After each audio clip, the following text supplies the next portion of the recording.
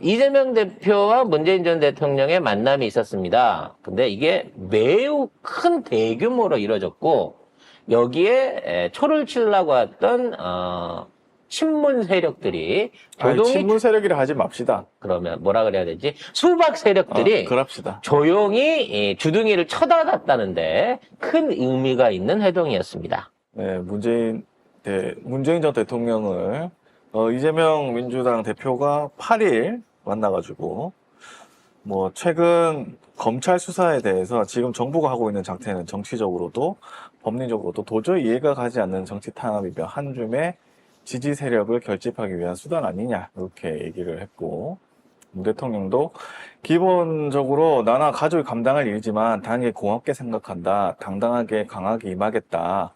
그리고 민주당이 재집권을 준비해야 한다. 준비 안 된 대통령이 집권해서 혼란스럽다. 이렇게 얘기를 했다고 합니다. 대놓고 까고 있는 거죠. 아마 이 재집권은 3년 후의 재집권이 아니라 조기 탄핵을 염두에 둔 상황에서 나온 발언일 것이라고 생각을 합니다. 그리고 제발 문재인 대통령한테 이재명 대표 지지를 빨리 선언해라라고 얘기하는데 이미 선언을 여러 번 하셨음에도 불구하고 사람들이 자꾸 그 갈라치기 세력들이 그걸 걸잖아요. 이번에도 문 전 대통령이 당에 요청하는 메시지는 크게 두 가지였다고 합니다. 하나는 이 대표 중심으로 당이 강하게 일사불란하게 결집되는 모습을 보니 참 좋다. 두 번째, 우리 내부를 분열시키는 가짜뉴스에 대해 잘 대응해 나갔으면 좋겠다. 그러니까 문재인 대통령은 일관되게 이재명 대표와 한 길을 걸으셨어요, 사실은. 그런데 자꾸 갈라치기 세력들이 그 부분들을 무시하고 있잖아요.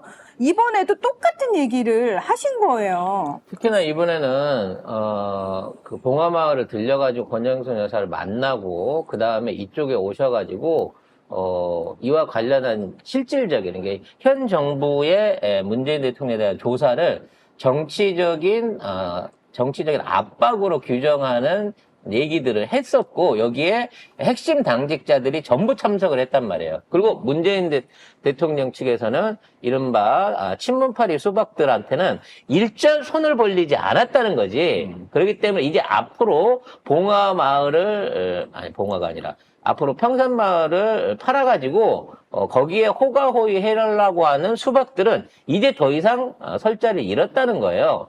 이날은 노무현 전 대통령의 생일이셨다고 합니다. 돌아가신 노무현 전 생일이어서 미역국을 대접받고, 그리고 봉화마을 거쳐서 문재인 대통령 만나갖고 이제 이와 같은 얘기들을 했는데, 얘네들은 내친 걸음이기 때문에 멈추지 않을 거예요. 그래서 아마 오늘 오후에 큰 뉴스가 터질 걸로 저는 예상을 합니다. 오늘 특혜 채용 관련해서 이게 전사위죠. 네. 전사위의 항공사 특혜 채용과 관련해서 당시 근무했던 행정관을 신문을 한다고 합니다.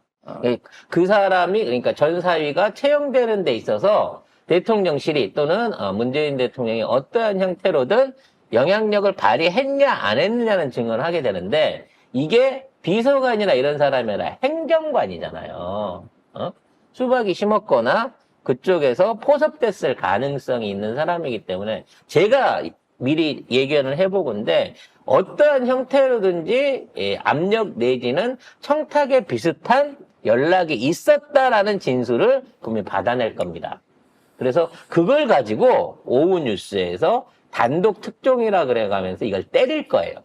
그래서 나중에 추석 전에 문재인 대통령을 검찰에 소환하는 소환쇼를 이번 주에 벌이지 않겠나라고 하는 의심이 됩니다.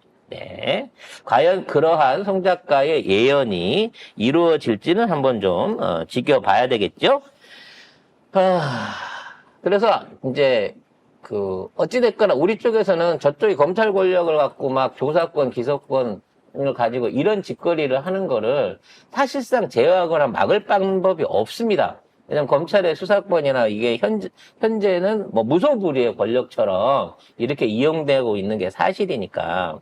하지만 이런 짓거리들을 계속 했을 때 예전 같으면 논두렁 시계 같은 거는 먹혔단 말이야. 그때는 우리가 언론도 믿었고 검찰도 믿었잖아요. 그리고 그건 국정원에서 나온 거라 가지고 또 단독으로 SBS 그 굉장히 크게 쳤어요. 그래서 그런 것들을 또 시도를 하려고 하겠지만 지금 언론은 이러한 기조에 편승하기를 부담스러워 한다는 거예요. 그렇기 때문에 그때처럼 이게 안 먹히게 될 것이고 결국은 이게 오히려 패착이나 검찰 내부에서의 일종의 반발을 일으킬 가능성이 더 높은 시도가 될 거라는 거지.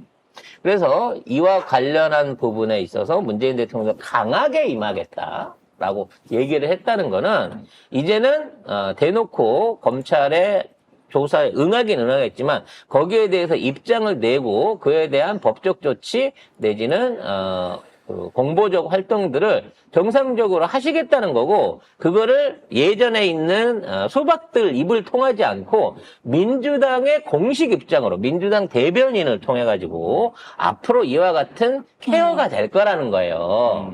그러니까 예전에는 단독으로 평산마을 대변인을 통해서 냈었잖아. 측근을 통해서 냈었잖아. 근데 이제는 민주당의 공식 채널을 통해 가지고 이거를 다루게 될 것이라는 거죠. 이제, 아까 문파라고 얘기하면 안 된다고 그랬는데, 진짜 친문도 안 되고, 아까 댓글에 칭문. 그렇지.